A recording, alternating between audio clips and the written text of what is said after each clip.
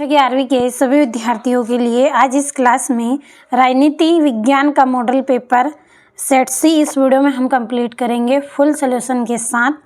तो आपका जो राजनीति का पेपर है वो 5 मार्च के दिन होने वाला है। 5 मार्च के दिन किस तरह के क्वेश्चन आपके एग्ज़ाम हॉल में आपको देखने को मिलेंगे, आज इस वीडियो में फुल सॉल्यूशन के साथ हम पढ़ेंगे।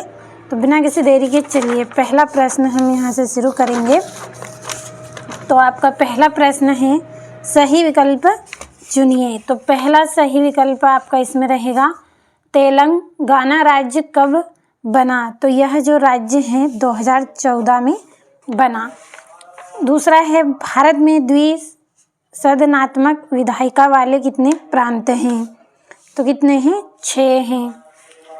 अगला है आपका 73वां 74वां संशोधन कब लागू हुआ। तो यह जो संशोधन है 1993 में लागू हुआ। चौथा है नेपाल ने नया संविधान अपनाया।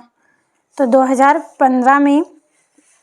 छठा है संविधान सभा की पहली बैठक कब हुई। तो इसकी बैठक 9 दिसंबर 1946 को हुई। और अगला आपका रहेगा राजनीति ने हमें सांप की कुंडली की तरह जकड़ रखा है। तो यह कथन किसका है। तो यह कथन महात्मा गांधी का है। चलिए इंग्लिश मीडियम वाले बच्चों के लिए हम कंप्लीट करेंगे। तो देखिए लगातार हम आपको तैयारी करवा रहे हैं वार्षिक परीक्षा की। इसके अलावा ऐप पर भी आपको मॉडल पेपर दिए जा रहे हैं, साथ में आपको स्पेशल PDF भी वहाँ पे मिल रही है। यदि अभी तक आप ऐप से नहीं जुड़े हैं तो इस वीडियो के डिस्क्रिप्शन में आपको लिंक मिलेगी, चेक करिए किस तरह से ऐप का सब्सक्रिप्शन लेना है, पूरी जानकारी आपको मिल जाएगी। तो चलिए यहाँ से टिक करेंगे। पहले का ए, दूसरे का ये C वाला, तीसरे का आपका यहाँ से D वाला सही रहेगा, चौथे का आपका A वाला सही रहेगा, पांचवे का C सही रहेगा आपका, और अगला आपका यहाँ से छठे का A रहेगा। अब चलिए रिक्त स्थान को भरेंगे। तो दूसरा प्रश्न रिक्त स्थान की पूर्ति कीजिए। पहला है भारत एक डेढ़ राष्ट्र है। तो भारत क्या है, धर्म निरपेक्ष राज्य है। धर्म निरपेक्ष। अगला है जीवन का अधिकार डेढ़ है। तो जीवन का जो अधिकार है वो क्या है, मौलिक अधिकार। अगला आपका रहेगा नेल्सन मंडेला का प्रिय खेल डेढ़ था। तो बॉक्सिंग इनका प्रिय खेल था, बॉक्सिंग। अगला मध्य प्रदेश विधानसभा में डेढ़ सीटें हैं। तो कितनी हैं, 230 सीटें हैं। अगला है वंश के आधार पर प्राप्त नागरिकता को डेढ़ कहते हैं। तो वंशानुगत नागरिकता, वंशानुगत नागरिकता।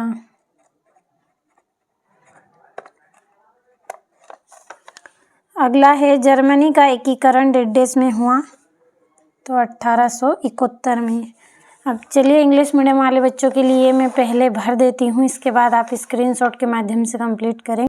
तो यहाँ से मैंने इंग्लिश मीडियम वाले बच्चों के लिए भर दिया है, कंप्लीट अच्छे से करें। अब चलिए सत्य को भरेंगे। तो पहला है न्याय से तमाम लोगों की भलाई होती है। तो ये आपका एकदम सत्य रहेगा। दूसरा है सांप्रदायिकता धर्मनिरपेक्षता का शत्रु है। तो ये भी आपका सत्य रहेगा। तीसरा है राज्यपाल केंद्र का एजेंट होता है। तो ये सत्य रहेगा। और भारत एक राष्ट्र है। तो ये भी आपका सत्य रहेगा। और भारत में त्रिस्तरीय पंचायत राज की स्थापना की गई है। तो ये आपका सत्य इसमें रहेगा। और आग सान सू की श्रीलंका की है। तो ये आपका सत्य रहेगा।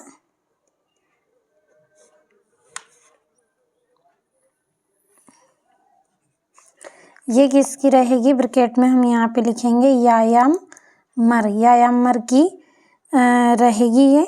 तो यदि यायामर आए तो आपको सत्य कर देना है। अब चलिए यहाँ से इंग्लिश मीडियम वाले बच्चों के लिए तो इसमें सभी आपके ट्रू हैं, केवल एक ही आपका इसमें फॉल्स है, लास्ट वाला, बाकी सारे ट्रू हैं। अब यहाँ से चलिए जोड़ियों को हम कंप्लीट करेंगे। तो चौथा प्रश्न है, इसमें जोड़ी है पहली मौलिक अधिकार, तो इसकी जोड़ी रहेगी अमेरिका।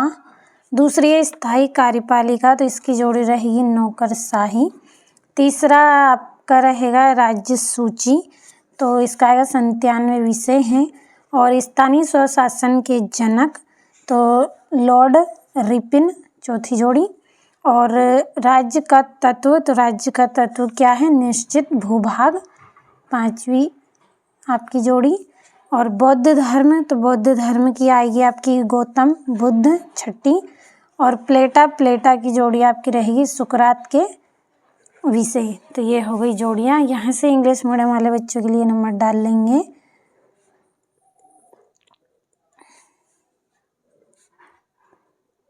पांचवी, ये वाली तीसरी और ये वाली आपकी छठी। अब चलिए एक वाक्य में उत्तर को हम भरेंगे। तो पहला प्रश्न, प्राकृतिक अधिकार क्या है? तो प्राकृतिक अधिकार क्या है, बड़ी परिभाषा है इसकी, तो यहाँ से लिखेंगे वे अधिकार जो व्यक्ति को प्रकृति या फिर हम बोल सकते हैं ईश्वर, प्रकृति या ईश्वर द्वारा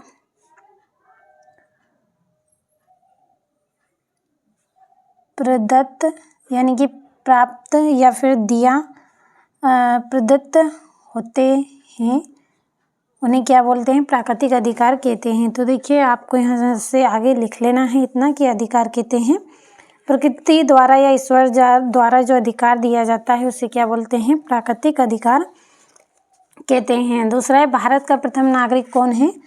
तो भारत का प्रथम नागरिक कौन होता है, राष्ट्रपति। अगला है, राष्ट्रवाद का शाब्दिक अर्थ लिखिए। तो इसका अर्थ होता है राष्ट्रीय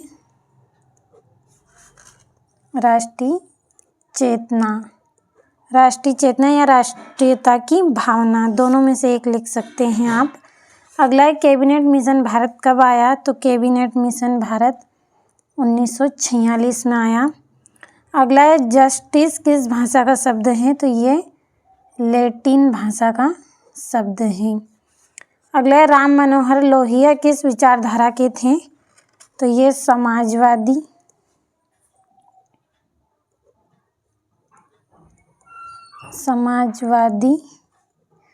विचारधारा के कवि थे, विचारधारा के थे ये। और भारतीय संसद के कौन से 2 सदन हैं? तो पहला है लोकसभा और राज्यसभा। अब इंग्लिश मीडियम वाले बच्चों के लिए पहले भर देती हूँ, फिर स्क्रीनशॉट आप लें। तो ये यहाँ से मैंने भर दिए हैं, अच्छे से स्क्रीनशॉट के माध्यम से कंप्लीट करें। भरोसा रखें एक भी क्वेश्चन आपका आउट नहीं जाएगा। जो मैं तैयारी करवा रही हूँ आप कंप्लीट करते चलें। अच्छे अंक यदि आप प्राप्त करना चाहते हैं तो अच्छे से इनको कंप्लीट करें। यहाँ से आप सभी प्रश्नों का स्क्रीनशॉट लेते चलें, क्योंकि पीडीएफ के थ्रू हम पूरे प्रश्नों के आंसर पढ़ेंगे। तो अच्छे से कंप्लीट आपको कर लेना है। 5 मार्च के दिन यदि आप राजनीति शास्त्र में अच्छे अंक पाना चाहते हैं तो सभी प्रश्नों को आप कंप्लीट करके ही एग्ज़ाम देने जाएं। अब ये यहाँ से आपका 19वां प्रश्न है, ये 20वां, 21वां और ये 22वां, 23वां प्रश्न। तो चलिए अब हम सॉल्यूशन की ओर बढ़ेंगे। तो ये यहाँ से आपका 6ठा प्रश्न है, महात्मा गांधी ने राजनीति के बारे में क्या टिप्पणी की थी, लिखिए।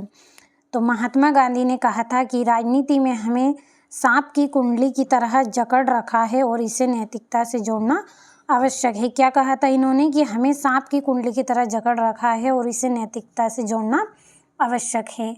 अगला आपका प्रश्न है, राजनीतिक सिद्धांत का प्रमुख उद्देश्य क्या है, लिखिए। तो राजनीतिक सिद्धांत का प्रमुख उद्देश्य राज्य सत्ता और नागरिकों के अधिकारों को समझाना, तथा न्यायपूर्ण समाज की स्थापना करना। क्या है इसका उद्देश्य कि राज्य सत्ता के नागरिकों के अधिकारों को समझाना और न्यायपूर्ण समाज की स्थापना करना। अगला है कार्यपालिका क्या है लिखिए। तो कार्यपालिका शासन का वह अंग है जो कानूनों को लागू करता है और प्रशासन का संचालन करता है। किसको लागू करता है? कानूनों को लागू करता है और प्रशासन का संचालन ये करता है। स्क्रीनशॉट आपको लेते चलना है। और राष्ट्रपति की 2 सामान्य शक्तियाँ लिखिए। पहली है राष्ट्रपति संसद द्वारा पारित विधेयकों पर हस्तक्षेप करता है और राष्ट्रपति मंत्रिपरिषद की सलाह पर शासन कार्य करता है। राष्ट्रपति क्या है? संसद द्वारा पारित जो विधेयक होते हैं उन पर हस्ताक्षर करता है और राष्ट्रपति मंत्रिपरिषद की सलाह पर कार्य करता है। 8वां है संविधान नागरिकों की रक्षा कैसे करता है? कोई 3 बिंदु लिखिए। पहला है मौलिक अधिकार। संविधान नागरिकों को समानता, स्वतंत्रता और शोषण का संरक्षण देता है। स्वतंत्र न्यायपालिका न्यायालय नागरिकों के अधिकारों की रक्षा करता है। संवैधानिक उपचार अधिकारों के हनन पर न्यायालय जाने का अधिकार देता है। कंप्लीट अच्छे से आपको करना है सभी को और भरोसा रखें आप, एक भी क्वेश्चन आपका रॉन्ग नहीं जाएगा। और यहाँ से आपका अभिव्यक्ति की स्वतंत्रता पर वोल्टेयर के विचार लिखिए। तो विचारों की स्वतंत्रता, व्यक्ति को अपने विचार व्यक्त करने का अधिकार होना चाहिए। असहमति का सम्मान, भिन्न मतों को भी सहन किया जाना चाहिए। लोकतंत्र की आधारशिला, अभिव्यक्ति की स्वतंत्रता लोकतंत्र को मजबूत करती हैं। तो ये 3 पॉइंट हैं आपके। कंप्लीट अच्छे से आपको कर लेना है सभी को। यहाँ से आपका अगला जो प्रश्न है, क्रिप्स मिशन क्या है लिखिए। तो क्रिप्स मिशन 1942 में ब्रिटिश सरकार द्वारा भारत को स्वतंत्रता का प्रस्ताव देने के लिए भेजा गया था। कब? 1942 में। किसको?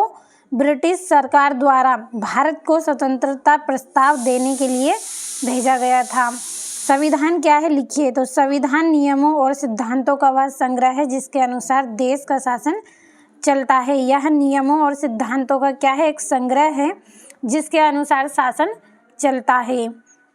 यहाँ से इंग्लिश मीडियम वाले बच्चों के लिए है। और 10वां सार्वभौमिक वयस्क मताधिकार क्या है लिखिए। तो सार्वभौमिक वयस्क मताधिकार के अनुसार प्रत्येक वयस्क नागरिक को मतदान का अधिकार होता है। किसका अधिकार होता है? मतदान करने का अधिकार इसमें होता है। अगला है निर्वाचन आयोग के 3 कार्य लिखिए। तो निर्वाचन आयोग लोकसभा, विधानसभा तथा अन्य चुनाव का आयोजन करता है। किसका? लोकसभा, विधानसभा आदि चुनाव का आयोजन यह करता है। दूसरा कि यह स्वतंत्र एवं निष्पक्ष चुनाव सुनिश्चित करता है। कैसा? स्वतंत्र और निष्पक्ष चुनाव को यह सुनिश्चित करता है। और निर्वाचन आयोग मतदाता सूची तैयार करता है और उसे समय समय पर अद्यतन करता है। तो ये हो गए हैं आपके यहाँ पे 3 कार्य। अच्छे से आपको कंप्लीट इनको कर लेना है। 11वां आपका रहेगा मानव अधिकार से क्या तात्पर्य है लिखिए। तो मानव अधिकार वे अधिकार हैं जो व्यक्ति को मानव होने के नाते प्राप्त हैं। क्या हैं ये? व्यक्ति को मानव होने के नाते प्राप्त जो अधिकार हैं उनको बोलते हैं मानव अधिकार।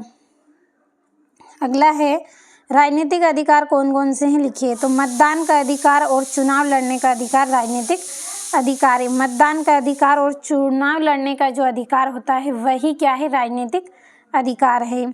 अगला है संविधान एक जीवंत दस्तावेज है। इसका क्या अर्थ है लिखिए। तो संविधान समय और परिस्थितियों के अनुसार संशोधित किया जा सकता है, इसलिए इसे जीवंत दस्तावेज कहते हैं। क्योंकि समय और परिस्थिति के अनुसार इसका संशोधित किया जा सकता है, इसलिए यह जीवंत दस्तावेज है। अगला है RTI क्या है लिखिए। तो RTI के माध्यम से नागरिक सरकार से जानकारी प्राप्त करता है। क्या करता है? RTI के माध्यम से नागरिक सरकार से जानकारियों को प्राप्त करता है। 13वां दिल्ली में 26 जनवरी को होने वाली गणतंत्र दिवस परेड किस बात का प्रतीक है? तो दिल्ली में 26 जनवरी को होने वाली गणतंत्र दिवस परेड भारत की राष्ट्रीय एकता, संस्कृति विविधता और सैन्य शक्ति का प्रतीक है। किसका? राष्ट्रीय एकता, हमारी जो संस्कृति है उसकी विविधता और सैन्य शक्ति का यह प्रतीक है। यहाँ से इंग्लिश मीडियम वाले कंप्लीट करें। और राष्ट्रवाद की सीमाएं लिखिए। तो पहला है संकीर्णता, अति राष्ट्रवाद से संकीर्ण सोच बढ़ती है। असहिष्णुता, अन्य विचारों को सहन किया जाता है। अंतर्राष्ट्रीय तनाव, देशों के बीच टकराव की स्थिति बनी रहती है। अब यहाँ से 14 है, भारत के सर्वोच्च न्यायालय के क्षेत्राधिकार लिखिए। तो पहला है मूल क्षेत्राधिकार, संघ और राज्यों के विवाद सुनना। अपीलीय क्षेत्राधिकार, उच्च न्यायालयों से कई अपीलों की सुनवाई।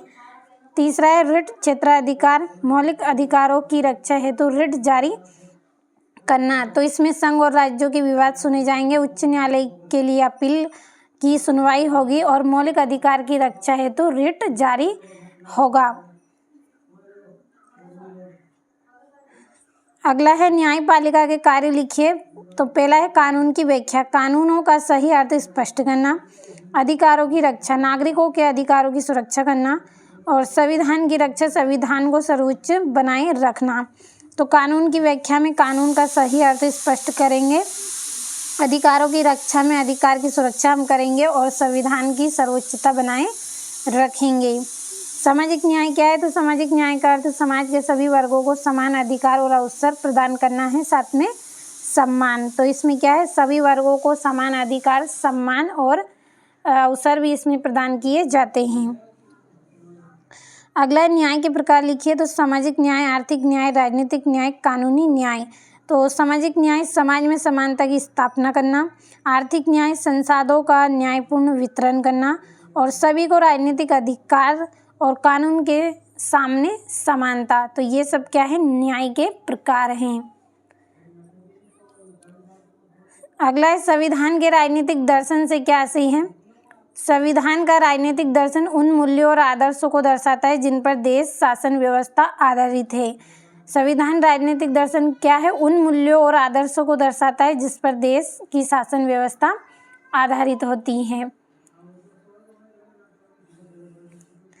अगला आपका प्रश्न है भारतीय संविधान की विशेषता लिखिए। तो यहाँ से आपका पहला रहेगा भारतीय संविधान की लिखित विशेषता में लिखित संविधान। संविधान विस्तृत रूप से लिखा गया है।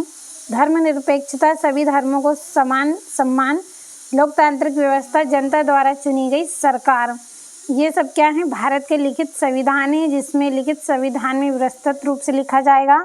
धर्मनिरपेक्षता में सभी धर्मों को समान सम्मान दिया जाएगा। लोकतांत्रिक व्यवस्था में जनता द्वारा चुनी गई सरकारें आएंगी। तो ये हो गई इसकी विशेषता। 17वां है धर्मनिरपेक्षता से आप क्या समझते हैं? तो धर्मनिरपेक्षता का अर्थ है किसी राज्य सभी धर्मों को समान मानता है और किसी एक धर्म को विशेष महत्व नहीं देता है। इसमें सभी धर्मों को क्या है? समान सम्मान दिया जाता है और किसी एक धर्म को इसमें विशेष महत्व नहीं मिलता है। अगला है भारत को धर्मनिरपेक्ष राज्य क्यों कहा जाता है? तो कोई राज्य धर्म नहीं, तो भारत का कोई आधिकारिक धर्म नहीं है। दूसरा, धार्मिक स्वतंत्रता, सभी नागरिकों को अपने धर्म को मानने की स्वतंत्रता है और समान व्यवहार, राज्य सभी धर्मों के साथ समान व्यवहार करता है। तो ये इस तरह के यहाँ पे राज्यों को क्या है? भारत को धर्मनिरपेक्ष राज्य इसलिए कहा जाता है। 18वां है लोकसभा अध्यक्ष के कोई 4 कार्य लिखिए। तो सदन की अध्यक्षता लोकसभा की कार्यवाही का संचालन करती है। अनुशासन बनाए रखना, सदन में व्यवस्था और अनुशासन बनाए रखता है। मतदान का अधिकार, बराबरी की स्थिति में निर्णायक मत देता है और समितियों का गठन, विभिन्न संसदीय समितियों का गठन करता है। तो सदन की अध्यक्षता में लोकसभा की कार्यवाही का संचालन किया जाता है और अनुशासन में सदन की व्यवस्था और अनुशासन बनाए रहता है। मतदान के अधिकार में बराबरी की स्थिति और निर्णय का मत देता है और समितियों का गठन, विभिन्न संसदीय समितियों का गठन करता है। यहाँ से इंग्लिश मीडियम वाले बच्चे आप भी अच्छे से कंप्लीट इनको करें। और अगला आपका प्रश्न है संसद में कानून निर्माण की प्रक्रिया का वर्णन कीजिए। तो विधेयक प्रस्तुति, विधेयक संसद में प्रस्तुत किया जाता है। विधेयक क्या है? संसद में प्रस्तुत किया जाता है। विचार विमर्श, सदन में विधेयक पर चर्चा होती है। किसमें? सदन में विधेयक पर चर्चा होती है। मतदान, विधेयक पर मतदान किया जाता है। राष्ट्रपति की स्वीकृति के बाद विधेयक कानून बनाता है। तो ये सब क्या है? कानून निर्माण की प्रक्रियाएं हैं। यहाँ से 19वां है, सामाजिक न्याय की स्थापना के लिए सरकार द्वारा दिए गए प्रयासों का उल्लेख कीजिए। सरकार के द्वारा कौन कौन से प्रयास किए गए हैं? तो पहला है आरक्षण नीति, पिछड़े वर्गों को अवसर प्रदान करेंगे। जो आरक्षण की नीति है इसमें पिछड़े जो वर्ग हैं उनका अवसर दिया जाएगा। कल्याणकारी योजनाएं, शिक्षा व स्वास्थ्य योजनाएं चलाई जाएंगी। समानता के कानून, भेदभाव विरोधी कानून बनेगा। गरीबी उन्मूलन, आर्थिक सहायता और बेरोजगार योजनाएं इसमें बनेंगी। तो ये क्या हो गए हैं?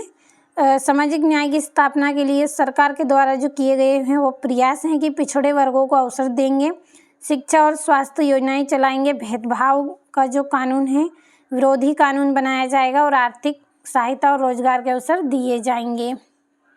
कंप्लीट आपको यहाँ से अच्छे से करना है इनको।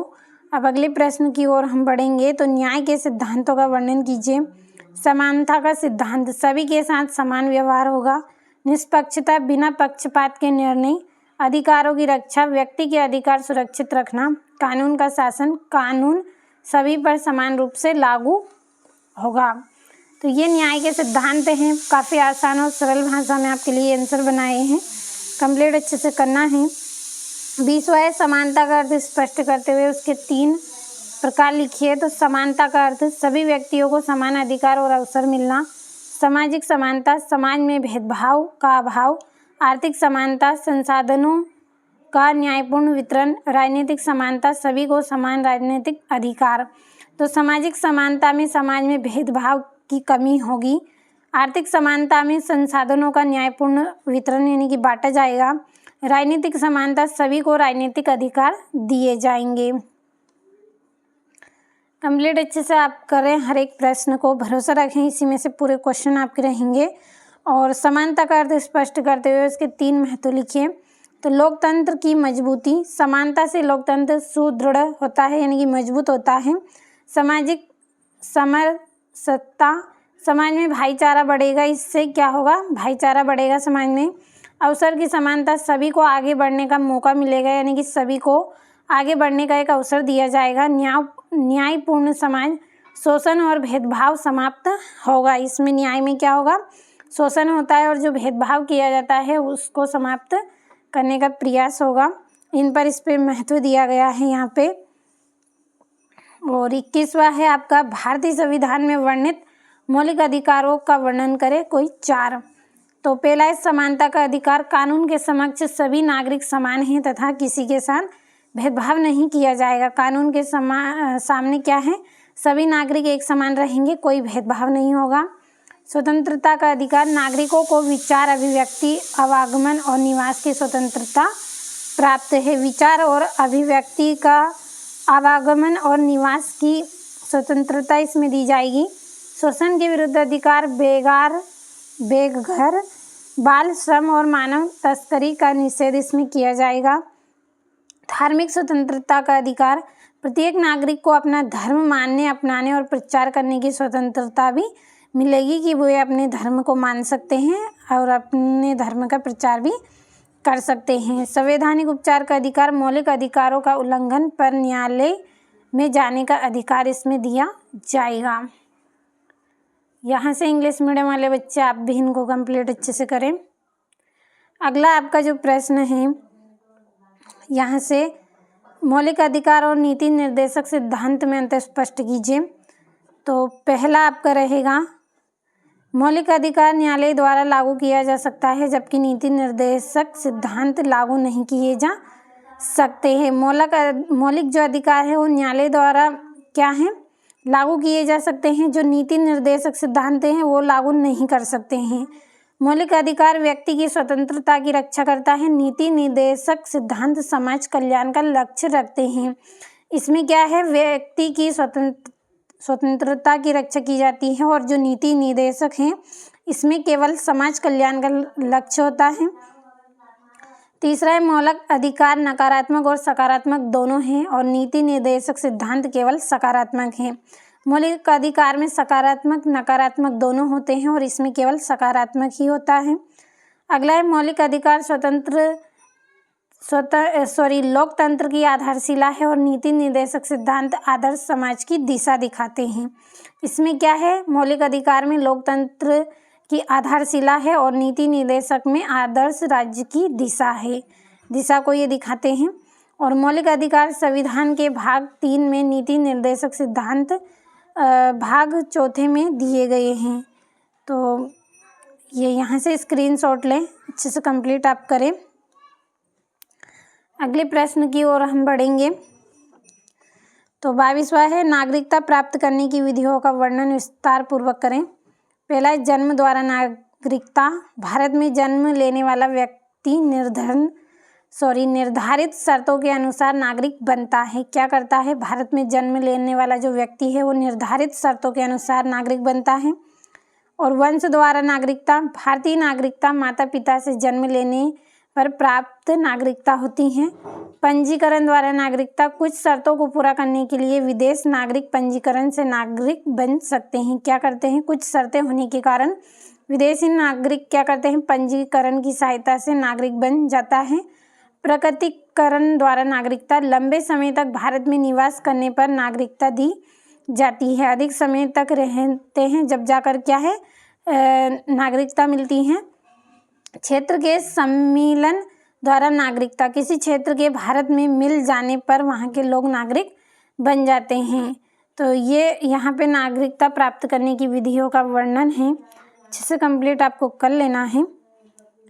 यहाँ से इंग्लिश मीडियम वाले बच्चे आप भी इनको कंप्लीट करें। अगला आपका जो प्रश्न है, यहाँ से नागरिक एवं विदेशी में अंतर लिखिए। तो राजनीतिक अधिकार, नागरिकों को मतदान का अधिकार होता है, विदेशियों को नहीं।